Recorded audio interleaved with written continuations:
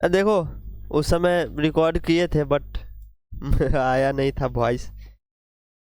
अच्छा है कि ज़्यादा नहीं किए थे, थोड़ा में ही रह गए थे। चलो ध्यान दो। कल पढ़े थे मतलब संख्या के बारे में। संख्या को दो भाग में बांटे थे, है ना? वास्तविक संख्या और अवास्तविक संख्या पहले देखे थे हम लोग कल। बाप रे बाप, संख्या उसको दो भाग में बांटे थे, वास्तविक संख्या और अवास्तविक संख्या। इसमें बताए थे कि इसमें पूर्णांक में निगेटिव मान भी आएगा, है ना? पॉजिटिव भी आएगा, दशमलव भी आएगा, रूट के अंदर कोई भी संख्या भी आएगा, है ना? ज़्यादा छोटा लिख दिए। बटा भी आएगा, है ना? और कुछ जो छूट रहा है? नहीं, वो तो उसमें चला जाएगा ना।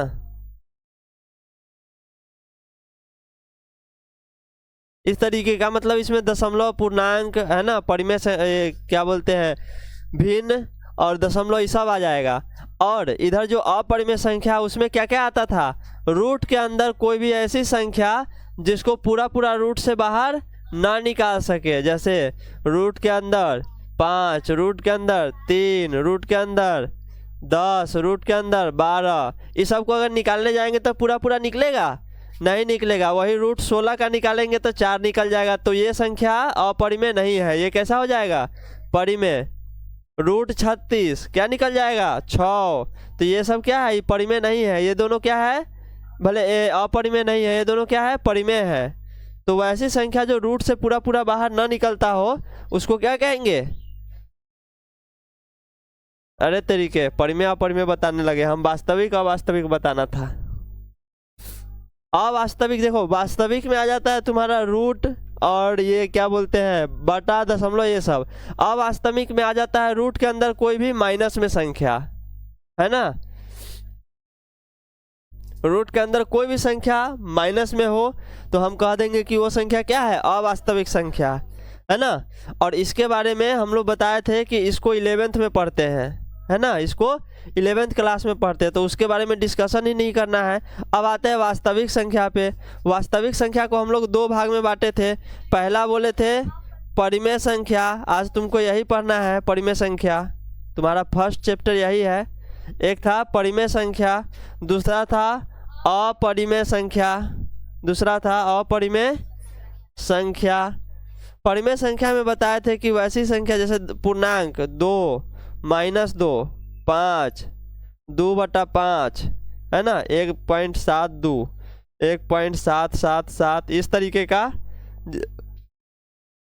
मतलब दशमलव प्रसार जो शांत हो, दशमलव प्रसार जो अशांत हो, अशांत आवर्त हो, या बटा में हो, माइनस में हो, है ना, प्लस में हो, 0 हो, तो वो सब क्या आ जाएगा? परिमेय संख्या में। तो फिर अपरिमेय संख्या में कौन आएगा?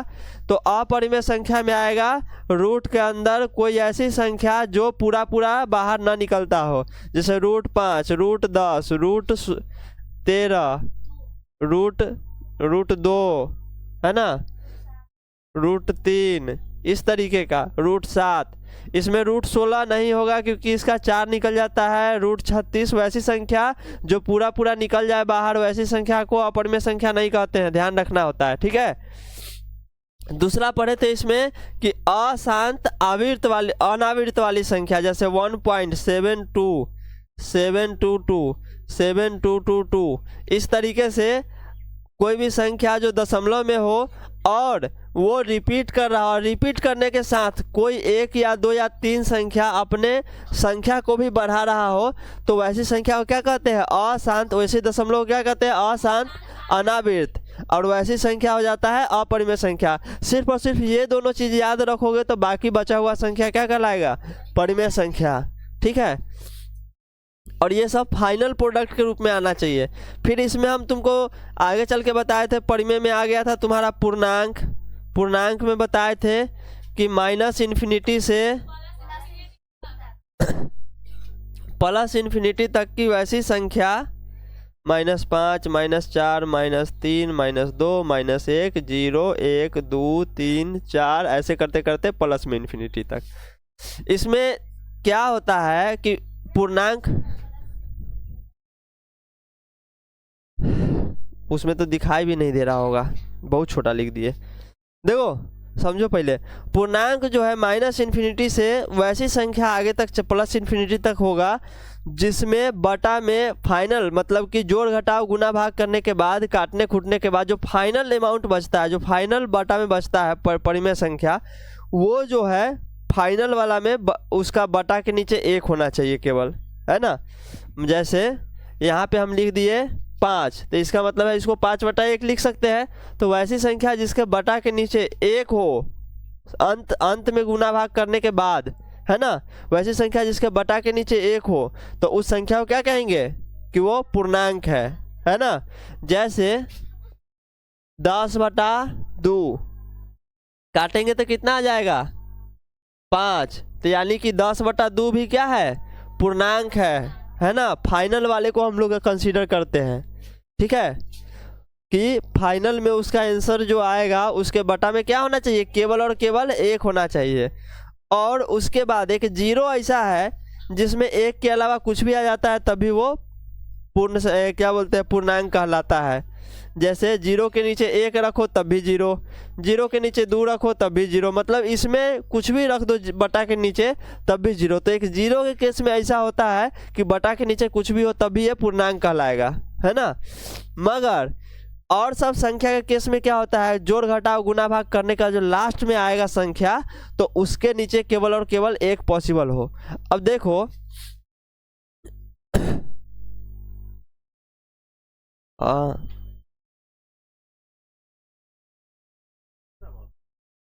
अभी तो ना खत्म भेले, तनका देर के बाद। हाँ हाँ, क्या लिख दे, जैसे मान लो कि तुम्हारा 54 है, ठीक है, और नीचे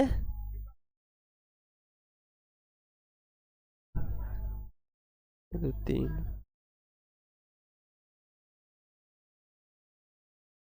12/9 लिखते हैं, ठीक है। यहाँ ध्यान देना 12/9, इसको काटेंगे तो क्या आएगा, 3 से 3 चौका 12 और 3 तिहाई 9, मतलब फाइनल में क्या आया, नीचे 3 आ गया, तो ये तो इसका मतलब है ये पूर्णांक नहीं होगा, है ना। बहुत सारा ऐसा संख्या आता है।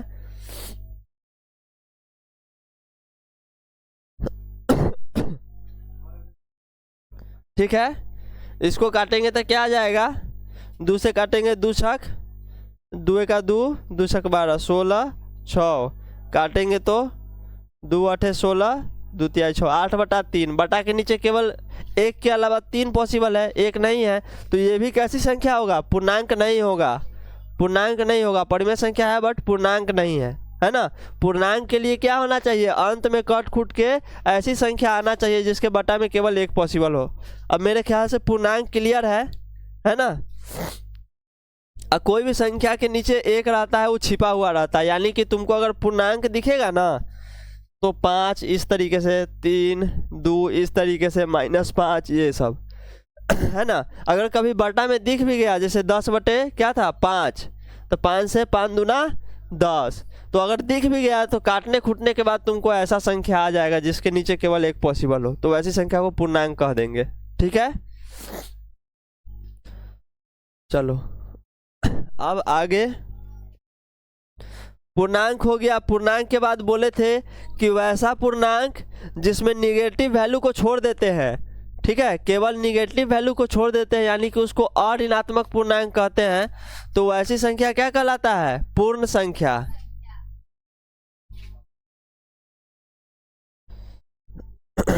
वैसी संख्या को क्या कहते हैं, पूर्ण संख्या।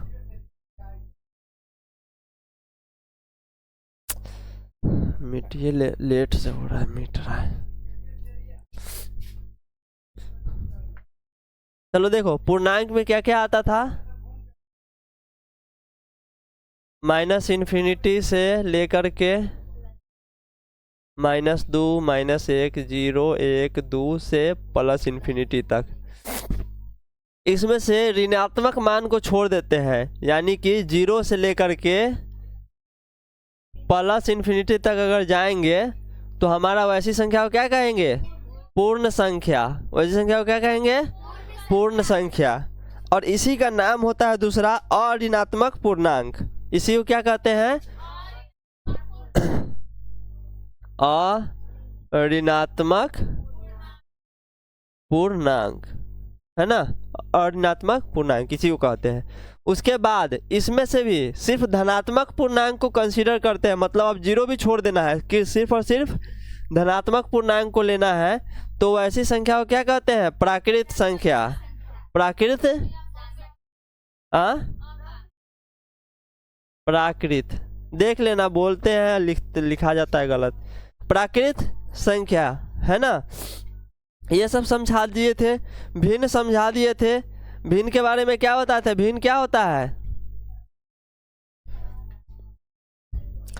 जब कोई दो पूर्णांक को आपस में भाग देते हैं तो उसका जो भागफल आता है उसको भिन्न कहते हैं। जैसे एक पूर्णांक, मान लो कि ये एक पूर्णांक है p, एक पूर्णांक है q, तो इसको भाग दिए तो ये क्या हो गया? p बटा q क्या हो गया? भागफल।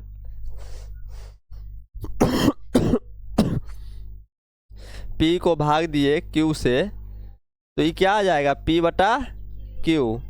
और ये जो है इसी को क्या कहते हैं? भिन्न। ये भागफल है और इसी को भिन्न कहते हैं। दो पूर्णांक के भागफल को क्या कहते हैं? भिन्न कहते हैं। उसके बाद दशमलव प्रसार पढ़ाए थे। दशमलव प्रसार को क्या डिफाइन किए थे? अरे वो तो टाइप बताए थे।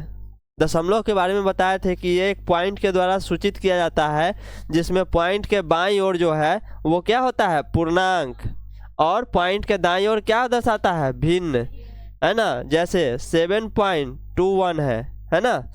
चाहे इतना भारी नहीं, नॉर्मल लेते हैं। जैसे 1.5 है ना? 1.5 का मतलब क्या है? इसमें ये जो है ये पूर्णांक है कि एक है, और ये 5 जो है वो भिन्न को दर्शाता है। कैसे पता करेंगे? तो देखो, पॉइंट हटाएंगे तो क्या आ जाएगा? 15/10। जैसे ही पॉइंट हटाएंगे तो नीचे एक पर एगो जीरो बैठ जाएगा, तो 10 को 15/10। अगर भाग देते हैं 10 से 15 में तो क्या आएगा? एक मरतबा में लगेगा 10, बचेगा 5, पॉइंट बैठाएंगे और 50 हो गया ना? 10 पचे 50, है ना? 1.5 आया, है ना? मगर ऐसे हम लोग नहीं करते। जब अगर हमको पूर्णांक में लिखना हो, है ना, तो क्या करते हैं? एक मरतबा में कटा ना, शेषफल क्या आया? 5। तो हम इसको ऐसे लिख सकते हैं कि 1/5/10, है ना? इसका मतलब ये तुम्हारा दर्शाया, इसको काटेंगे तो क्या हो जाएगा? 1/1/2। तो यानी कि तुम्हारा ये दर्शाया क्या चीज़? पूर्णांक को, और ये दर्शाया भिन्न को, है ना? समझ गए? तो ऐसे इसको डिफाइन करते हैं। तो अब दशमलव खत्म हो गया था। अब तुम्हारा पहला चैप्टर पे आते हैं जिसका नाम है परिमेय संख्या। परिमेय संख्या के बारे में बताए थे कि वैसी संख्या जो p बटा q के रूप में लिखा जाए उसको क्या कहेंगे? परिमेय संख्या, है ना? और दूसरा परिमेय संख्या तो उसमें p एवं q पूर्णांक हो, ठीक है? और कैसे भी होगा पूर्णांक, तब मतलब कैसा भी पूर्णांक होगा p बटा q, तो उसको क्या कह देंगे? परिमेय संख्या, है ना? मगर परिमेय संख्या को अगर मानक रूप में है कि नहीं है वो चेक करना होगा, तो हमको क्या करना पड़ेगा? तो देखो, p बटा q तो रहेगा जहाँ पे q का मान जो है 0 नहीं होगा। इतना चीज रहेगा कि q का मान 0 नहीं है। मगर p एवं q जो है कोई पूर्णांक होगा तथा दोनों में एक के अलावा कोई दूसरा उभयनिष्ठ का मतलब होता है कॉमन, उभयनिष्ठ अंक ना होगा। मतलब समझो, जैसे 3/2, ठीक है? ऊपर वाला भी पूर्णांक है, p के रूप में था तो ऊपर वाला भी पूर्णांक है और नीचे वाला भी पूर्णांक है। पूर्णांक में मेरे ख्याल से किसी को कोई दिक्कत नहीं होना चाहिए। ऊपर भी पूर्णांक है और नीचे भी पूर्णांक है, मगर अगर इसका गुणनखंड करने जाओ 3 गुने 1 होगा, 2 का गुणनखंड करेंगे 2 गुने 1 होगा। देखो तो 1 के अलावा कोई तीसरा कॉमन है दोनों में? नहीं है। तो यानी कि ये इस डेफिनेशन को फॉलो कर रहा है, तो हम कहेंगे कि ये जो है ये परिमेय संख्या अपने मानक रूप में है। ठीक है, ये परिमेय संख्या अपने मानक रूप में है। मगर वही देखो, अगर तुम्हारा रहेगा ऐसे 6/4, 6/4, अब अगर इसका तुम गुणनखंड करो तो 3 गुने 2 गुने 1 है ना, और ये 2 गुने 2 गुने 1। अब देखो 1 के अलावा तुमको 2 भी कॉमन आ गया दोनों में, यानी कि डिफिनीशन को फॉलो नहीं किया। ये डिफिनीशन क्या कहता है कि 1 के अलावा कोई दूसरा उभयनिष्ठ नहीं आना चाहिए था उसमें, मगर 2 एक एक्स्ट्रा आ गया। तो जैसे ही एक्स्ट्रा आया तो कहेंगे कि ये जो है परिमेय संख्या अपने मानक रूप में नहीं है। तो भाई इसका मानक रूप क्या होगा? अब कहेगा कि ठीक है मानक रूप में ये नहीं है, तो मानक रूप में इसको कर दीजिए। तो तुमको कुछ नहीं करना है, उसको बस काट देना है। ठीक है, लास्ट तक। तो ये कितना आ जाएगा? 3/2। तो ये हो गया इसका मानक रूप। क्लियर है? अगर तुमको कहेगा 15/6 को मानक रूप में लिखिए, परिमेय संख्या के मानक रूप में बदलिए, कितना आएगा?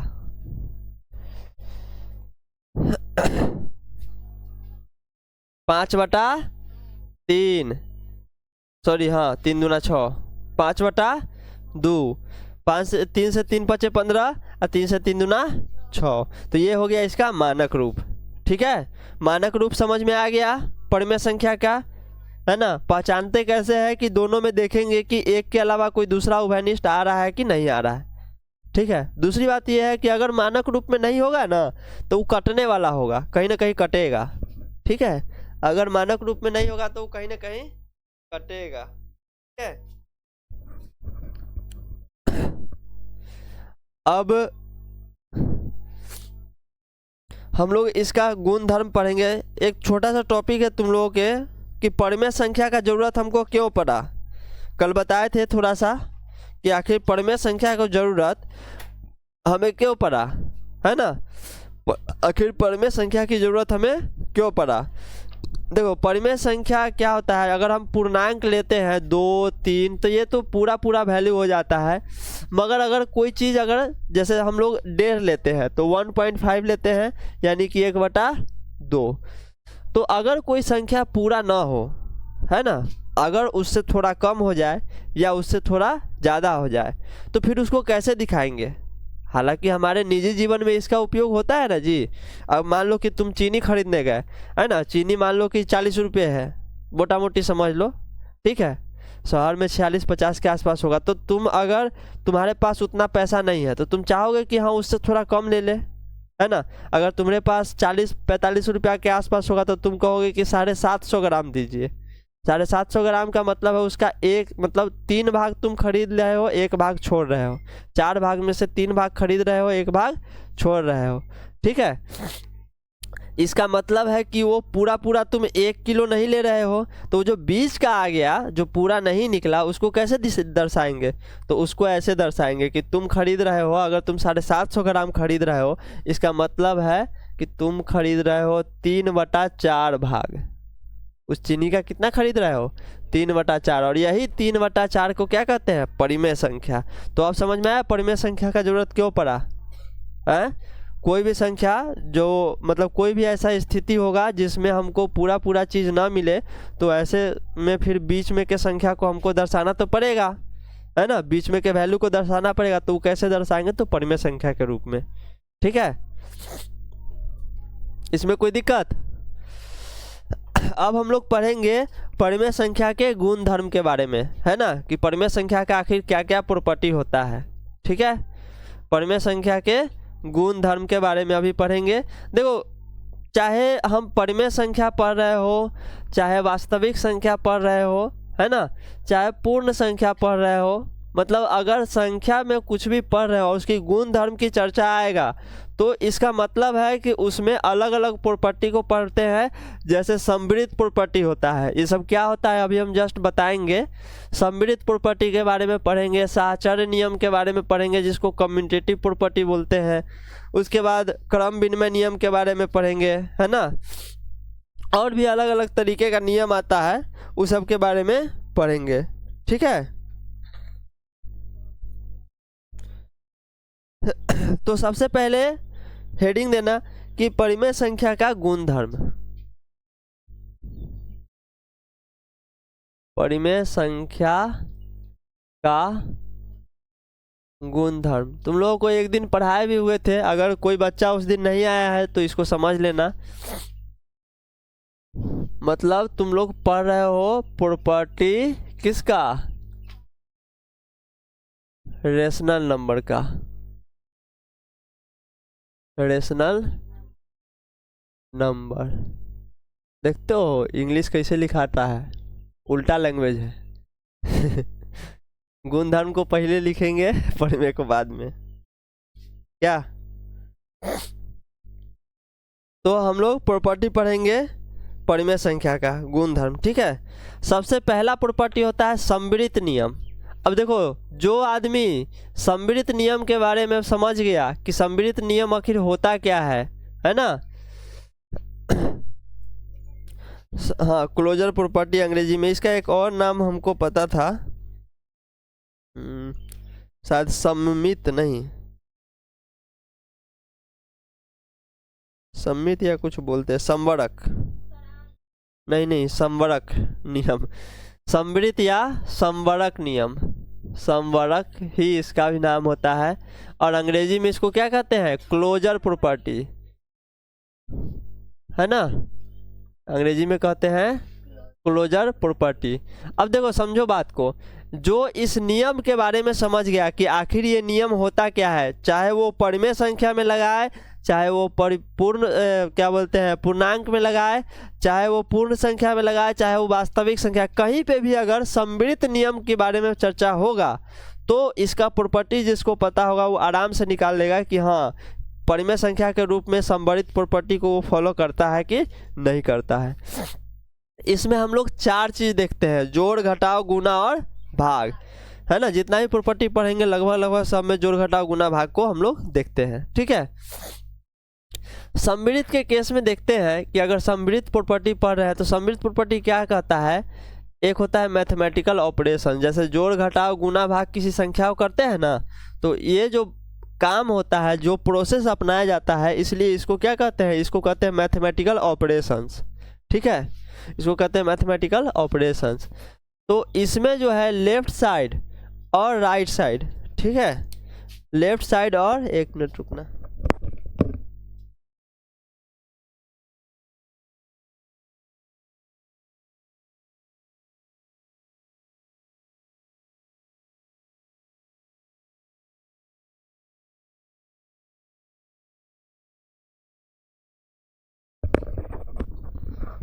देखो तो सम्मिलित प्रॉपर्टी को ऐसे समझो कि अगर इधर परिमेय संख्या, हम लोग परिमेय संख्या के मामले में ही पढ़ रहे हैं, बताइए ना। बोल रहे हैं जे आए हुए हैं ना, वो तो हमारे अकाउंटवा में अभी नहीं है, बाद में मार देंगे, दे दीजिए उनको। किनको दे? दादी को। दादी को दे दे, दादी अभी पढ़ा रहे हैं, दे दीजिए ना उनको। अजीब आदमी है। देखिए देखो यहाँ मैथमेटिकल ऑपरेशंस है, लेफ्ट साइड और राइट साइड, ठीक है। रंजीत अंकल को दे दीजिए, वो भी चलाते हैं, वो मार देंगे, वो दे देंगे।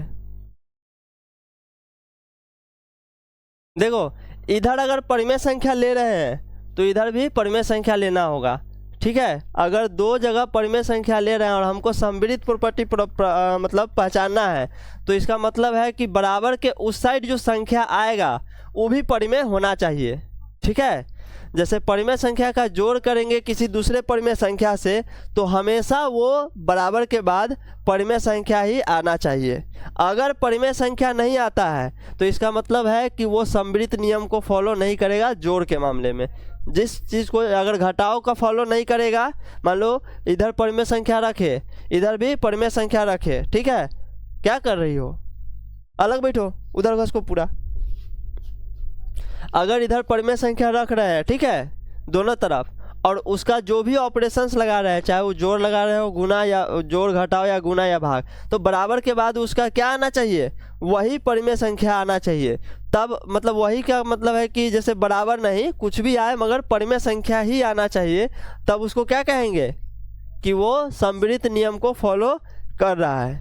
ठीक है, अगर बराबर के बाद कभी भी ऐसा आएगा कि वहाँ पे अगर हम परिमेय संख्या को रख रहे हैं तो परिमेय नहीं आएगा, तो हम कह देंगे कि वो परिमेय संख्या के रूप में, परिमेय संख्या का सम्मिलित नियम के रूप में जो है उसका जोड़ या घटाव या गुना या भाग जो भी प्रॉपर्टी नहीं आएगा अगर बराबर, ठीक है, तो कह देंगे कि उस सम्मिलित नियम को फॉलो नहीं कर रहा है। ठीक है, अब जैसे देखो हम बात करते हैं, कोई दूगो का नाम बताओ, मान लेते हैं पूर्णांक में से कोई, पूर्णांक तो सभी पूर्णांक परिमेय संख्या है ना, तो पूर्णांक में से कोई दूगो ले लेते हैं। मान लेते हैं एगो 3 ले लेते हैं और एक ले लेते हैं 5, 2 है, ये परिमेय संख्या मतलब परिमेय संख्या है ना, तो इसके बीच में हम लोग जोड़ का ऑपरेशंस लगा देते हैं, 3 जोड़ 5, तो अगला जो संख्या आएगा वो क्या आना चाहिए, क्या आएगा 8। तो बताओ तो परिमेय संख्या को परिमेय संख्या के साथ जोड़े तो हमेशा क्या आया, परिमेय आया। कोई ऐसा संख्या है परिमेय में जिसको जोड़ेंगे तो वो परिमेय ना आए? घटाव का भी पढ़ेंगे, अभी पहले जोड़ के मामले में बताओ कि कोई ऐसा परिमेय संख्या है जिसको जोड़ेंगे तो वो परिमेय नहीं आएगा। एगो बटा वाला ले लेते हैं, 1/2 जोड़ 2/3। अब इसको जोड़ करोगे तो 3 दूना 6, 2 से 2 तिहाई 6 और 3 दूना 6 तो 2 दूना 4, यानी 4 3 7/6, यही ना होगा? गलती कर दिए, यहाँ 2 होगा, 2 है, 2 तिहाई 6 ठीक तो था, और 3 है तो 3 दूना 6, 2 दूना 4, ठीक है। ठीक है, तो बताओ ये दोनों को अगर जोड़ते हैं तो फाइनल हमारा ये जो आया ये भी परिमेय संख्या है, P/Q के रूप में है, तो जाहिर सी बात है कि ये कैसा संख्या है, परिमेय संख्या को परिमेय के साथ जोड़ते हैं तो परिमेय ही आ रहा है। कोई ऐसा संख्या तुम्हारे नज़र में है जिसको जोड़ेंगे तो वो परिमेय संख्या ना आए? नहीं होगा, क्योंकि ये जो है इसका जोड़ जो है वो हमेशा जो है पर सम्मिलित नियम के अनुसार जो है जोड़, मतलब सम्मिलित नियम में उसका जोड़ जो है वो फॉलो करता है, मतलब क्या बोलते हैं, परिमेय संख्या जो है सम्मिलित नियम के जोड़ के रूप में फॉलो करता है इसको, सम्मिलित नियम को। ठीक है, जोड़ के रूप में सम्मिलित नियम को फॉलो करता है कौन, परिमेय संख्या। परिमेय संख्या जोड़ के रूप में सम्मिलित नियम को फॉलो करता है। अब चेक करते हैं घटाव के मामले में, है ना, तो यही वाला पहला एग्जाम्पल ले लेते हैं, हमारा परिमेय संख्या यही रहने देते हैं। ठीक है, तो देखो तो 3 - 5 कितना आएगा, -2। तो बताओ तो ये परिमेय संख्या है और ये भी परिमेय संख्या है, ये क्या परिमेय संख्या है? तो इस केस में हमारा घटाव कर रहे हैं परिमेय संख्या का परिमेय संख्या के साथ, तो हमें परिमेय संख्या मिल जा रहा है। ठीक है, तो यानी कि घटाव के रूप में भी क्या है, और कोई दूसरा रख के देख लो। ठीक है, मान लो यही वाला रख लेते हैं, क्या था, 1/2 - 2/3, 6 हो गया, 3 - 4 हो गया, यानी -1/6। देखो तो दो परिमेय संख्या को जब घटाए हैं तो ये क्या परिमेय संख्या आया है, -1/6 परिमेय है ना जी। तो इसका मतलब ये भी फॉलो कर रहा है, कोई ऐसा तुम्हारे नज़र में संख्या जिसको घटाएंगे तो उसका परिमेय संख्या ना निकले, नहीं है ना। इसका मतलब है कि परिमेय संख्या का घटाव के रूप में जो सम्मिलित नियम को फॉलो करता है। ठीक है, परिमेय संख्या घटाव के रूप में सम्मिलित नियम को फॉलो करता है। अब आते हैं गुना के केस में। गुना के केस में भी सेम होता है, हम यही रहने देते हैं संख्या 3 × 5 कितना आ जाएगा, 5 तिहाई 15। ये वाले को करते हैं 1 गुने 2 गुने 2 गुने 3, 2 से 2 कट जाएगा, क्या बचेगा 1/3। देखो परिमेय संख्या का गुना परिमेय से किए, परिमेय आ गया। तो गुना के मामले में भी ये जो है परिमेय संख्या गुना के मामले में भी समवृत्त नियम को फॉलो करता है।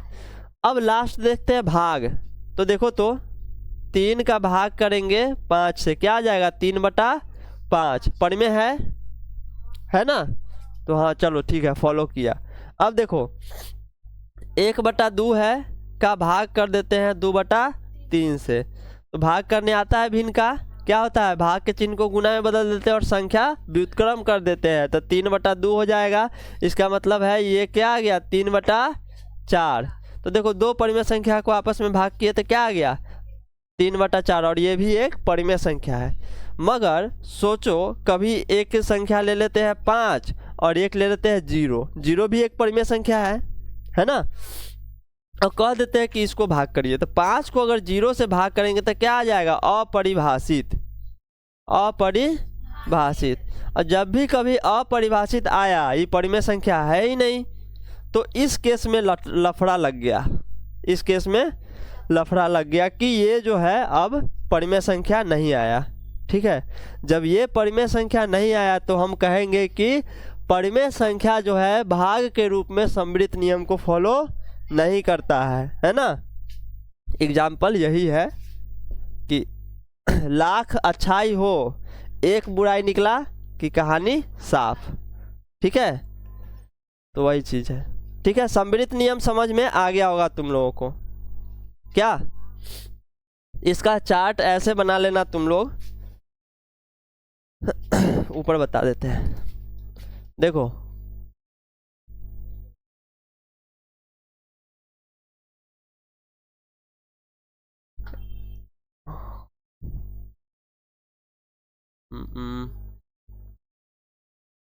जोड़ घटाव गुना भाग।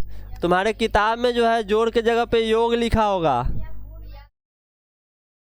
है ना, और घटाव के जगह पे व्यवकलन लिखा होगा। व्यवकलन का मतलब घटाव, गुना भाग तो गुना भाग ही रहेगा, गुणन भाग के जगह पे भाग ना। हम किसके केस में देख रहे हैं परिमेय संख्या के केस में। परिमेय संख्या के केस में जो जोड़ वाला प्रॉपर्टी जो था, हम देखे हैं कि समवृत्त नियम के मामले में जोड़ वाला प्रॉपर्टी यानी कि जोड़ परिमेय संख्या का जोड़ हमेशा समवृत्त नियम को फॉलो कर रहा था। तो हाँ कर रहा था, घटाव को भी कर रहा था, गुना को भी कर रहा था, मगर भाग को नहीं कर रहा था। तो ऐसा तुम्हारा एक चार्ट बना करके किताब में दिया हुआ है, तुम चाहो तो इसको भी ध्यान रख सकते हो।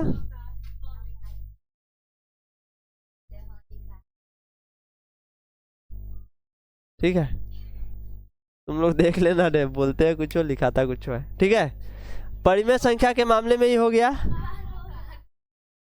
होगा, हाँ लिखाता है। ठीक है, नहीं में ऐसे। ठीक है, परिमेय संख्या हो गया। अब देखते हैं पूर्णांक के मामले में, है ना, पूर्णांक के मामले में पूर्णांक।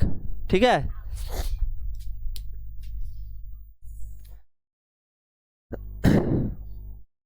इससे तुम्हारे बुक में केसी सिन्हा में एक्सरसाइज में समवृत्त नियम को पहचानने का शायद क्वेश्चन है 1.1 में।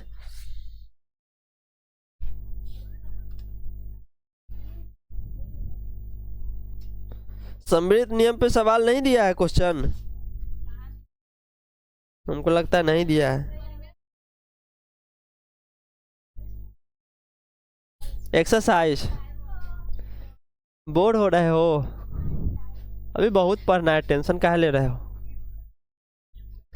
देखो ये सब चीज़ ना किसी को नहीं समझ में आते रहता है, इसीलिए थोड़ा तोड़ ताड़ के पढ़ा रहे हैं कि तुम लोगों को ज़्यादा अच्छा से समझ में आए।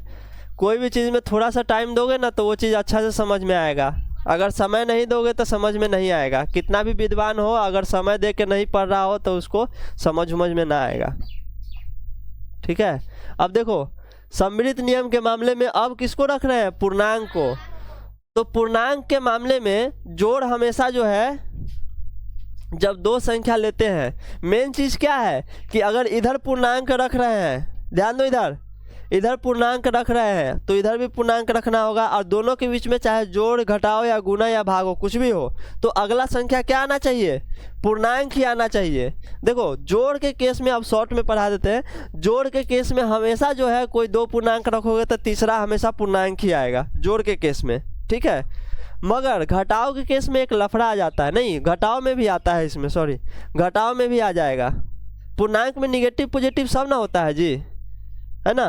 तो तुम्हारा जोड़ में भी आ जाएगा, घटाओ में भी आ जाएगा, गुना में भी आ जाएगा। मगर भाग के केस में चूंकि कोई भी संख्या 8 को 0 दोनों पूर्णांक है, और वही लफड़ा लगेगा फिर कि 8 को भाग देते हैं 0 से तो क्या बनता है, अपरिभाषित, है ना। तो भाग के केस में ये भी लफड़ा लग गया, है ना। तो पूर्णांक के मामले में जोड़ भी, घटाओ भी, गुना भी सब को ही फॉलो करेगा, मगर भाग को नहीं फॉलो करेगा, है ना, मगर भाग को फॉलो नहीं करेगा। अब देखते हैं पूर्ण संख्या के मामले में, है ना, पूर्ण संख्या के मामले में। अब एक बात बताओ, तुमको पूर्ण संख्या तुम लोग पढ़े हो तो इसमें क्या क्या आता है पूर्ण संख्या में, और ऋणात्मक पूर्णांक यानी कि 0 से लेकर के इन्फिनिटी तक, ठीक है, निगेटिव इसमें नहीं आता है। तो हम शॉर्ट में तुमको बताते हैं कि अगर इधर रखेंगे पूर्ण संख्या और इधर भी रखेंगे पूर्ण संख्या, ये समझ लो कि एक मशीन है, ठीक है, और इसमें हमको इधर से रखना है पूर्ण संख्या, इधर भी रखना है पूर्ण संख्या, उसके बीच में कुछ मैकेनिज्म चलेगा, जोड़ घटाव गुना भाग ऑपरेशंस यानी मैकेनिज्म कुछ चलेगा, और मशीन चलने के बाद इधर क्या आना चाहिए, पूर्ण संख्या ही, है ना। जो इधर जोड़ में लगा रहे हैं, घटाव में लगा रहे हैं, वही चीज़ उधर आए, है ना। संख्या कुछ भी हो मगर पूर्ण संख्या से ही आना चाहिए, तो कहेंगे कि वो जो है समवृत्त नियम को फॉलो कर रहा है। अब देखना है कि इसमें से कौन सा ऑपरेशंस लगा रहे हैं उसमें। तो जब हम लोग ये पूर्ण संख्या लेते हैं तो जोड़ के मामले में हमेशा याद रखना, पूर्ण संख्या को पूर्ण संख्या के साथ जोड़ते हैं तो हमेशा पूर्ण संख्या आता है, ठीक है। मगर अगर पूर्ण संख्या का घटाव करते हैं पूर्ण संख्या के साथ तो हमेशा पूर्ण संख्या नहीं आता है। जैसे एक एग्जाम्पल बताते हैं, पहला पूर्ण संख्या ले लिए 2 और दूसरा ले लिए 8, ठीक है। तो बताओ 2 का ऑपरेशंस लगा रहे हैं 8 के साथ, तो ये आ जा रहा है हमारा -6। अब एक बात बताओ, ये 2 भी था क्या चीज़, पूर्ण संख्या, और 8 भी था पूर्ण संख्या, मगर दोनों के बीच ये ऑपरेशंस लगाने के बाद माइनस में आ गया ये, है ना। अब माइनस में आ गया तो बताओ माइनस में कभी भी पूर्ण संख्या है, ये नहीं है, ये तो पूर्णांक हो गया, पूर्ण संख्या तो है नहीं। तो बतवा तो गड़बड़ा गया, मशीन तो दिया मगर खराब प्रोडक्ट दे दिया, ठीक है। कहानी यही है ना, सिंपल से अगर समझे तो मशीन तो दिया कुछ ना कुछ निकाल के, मगर हमारे यूज का चीज़ है ये नहीं है, तो कहेंगे क्या चीज़, हमारा काम गड़बड़ हो गया, यानी कि हमारा जो है परिमेय संख्या लिखे हुए हैं यहाँ, पूर्ण संख्या के मामले में ये कहानी गड़बड़ कर देता है घटाव के मामले में, है ना। तो पूर्ण संख्या का घटाव के रूप में वो समवृत्त नियम को फॉलो नहीं करता है। क्लियर है? तुम लोग को समझ में आ रहा है? हैं? क्या मुंह में आवाज है? समझ में आ रहा है ना? पूछेंगे तो बताना, नहीं तो इधर से आवाज आता है, तुम लोग की तरफ से आता ही नहीं है। देखो घटाव के मामले में गड़बड़ कर दिया ना, हैं? गुना के मामले में ऐसा गड़बड़ी नहीं होगा। अरे तो अभी लिखे कहाँ है पूर्ण संख्या वाला, अब ना लिखेंगे।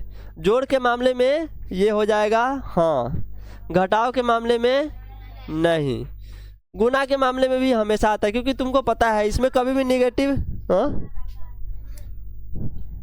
वो तुम लोग देख लेना। फिर देखो यहाँ ए लड़की तुम लोग देख लेना, ठीक है।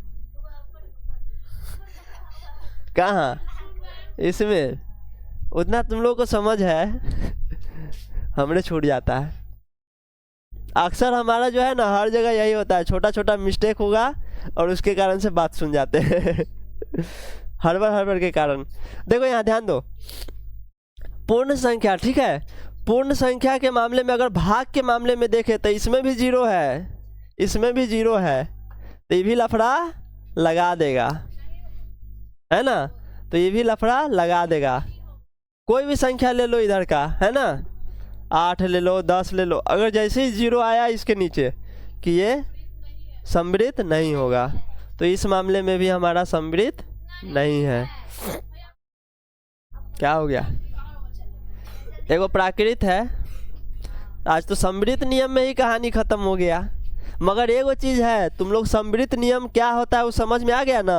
अब कोई भी संख्या दे तुमको, सम्मिलित नियम पूछेगा तो आराम से निकाल के बता सकते हो, है कि नहीं। इलोक में भी है, 9 में है, 10 में है, जहाँ भी संख्या का बात होगा ना, संख्या का प्रॉपर्टी का, ये सब आ जाएगा, है ना। बस रट लेने से नहीं होता है, रटाने का तुमको हम ये चार्ट शीट रटा देते कि हाँ इसमें हाँ होता है, इसमें नहीं होता है। मेन चीज़ है कॉन्सेप्ट समझ लेना। समझ में आया? अब आते हैं हम लोग किस में? प्राकृत संख्या में। प्राकृत संख्या में जैसे आएंगे 0 का कहानी खत्म हो जाएगा, है ना। प्राकृत संख्या में जैसे ही आएंगे 0 का कहानी खत्म हो जाएगा, ठीक है। अब देखो प्राकृत संख्या के मामले में देखेंगे तो जोड़ के मामले में सोचो, प्राकृत ही ना होता है, प्राकृत, ठीक है। अब देखो प्राकृत संख्या के मामले में अगर हम लोग देखेंगे तो ये 1 से चालू होता है और कोई भी पॉजिटिव आ जाए मान जिसके बटा में 1 होना चाहिए, है ना। तो सोचो तुम लोग कभी दिमाग लगाओ कि अगर जोड़ के मामले में 2 प्राकृत संख्या रखेंगे, यानी प्लस प्लस रखेंगे, हमेशा प्लस आएगा।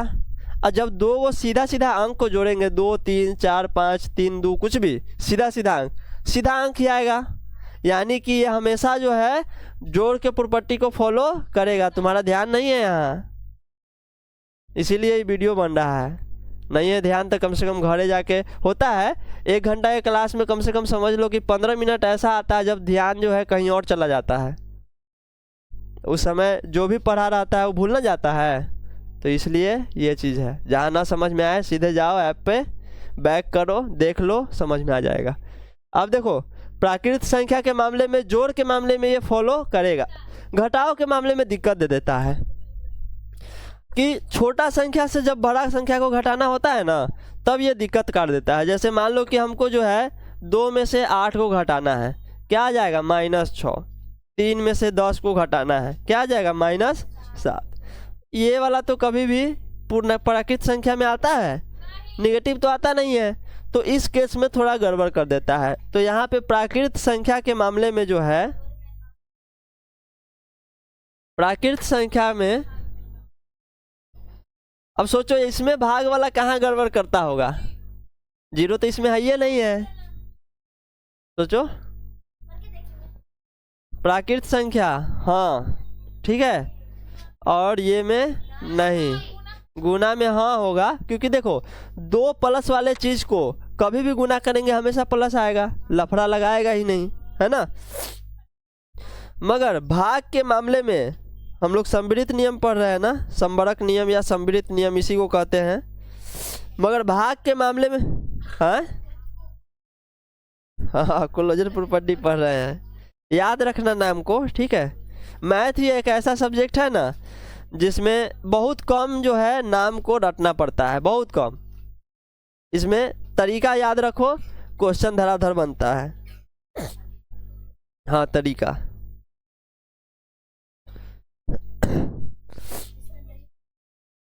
क्यों नहीं होगा? सोच के देखो, इसमें तो 0 वाला लफड़ा नहीं लग रहा है।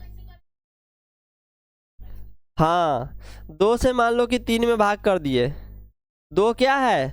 प्राकृत संख्या, 3 भी प्राकृत संख्या है, मगर इसको भाग करने पे ये आ गया भिन्न।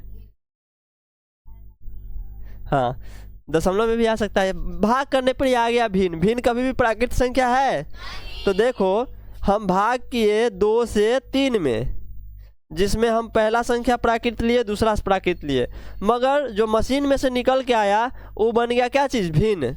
और भिन्न परिमेय संख्या है मगर कभी भी प्राकृत संख्या नहीं है, भिन्न प्राकृत संख्या में नहीं है। क्यों? क्योंकि प्राकृत संख्या में वैसी संख्या आता है जिसके बटा में 1 हो और निगेटिव ना हो, 0 ना हो, है ना, पॉजिटिव हो, ठीक है।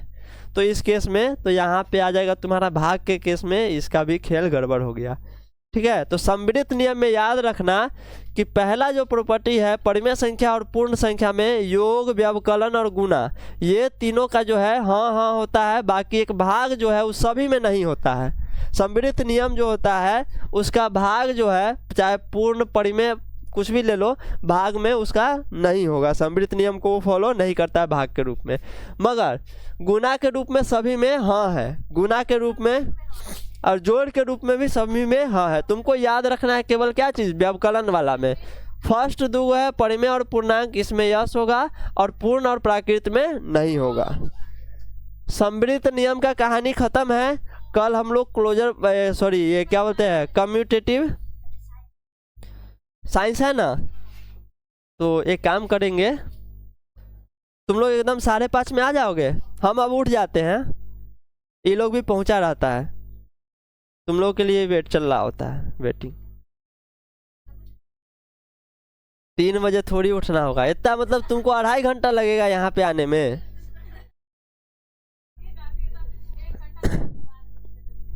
डंडा लेके जाना, पानी लेके, ठीक है, एकदम तुरंत। ठीक है, आज इतना ही रहने देते हैं, ठीक है, कल पढ़ेंगे। आराम से।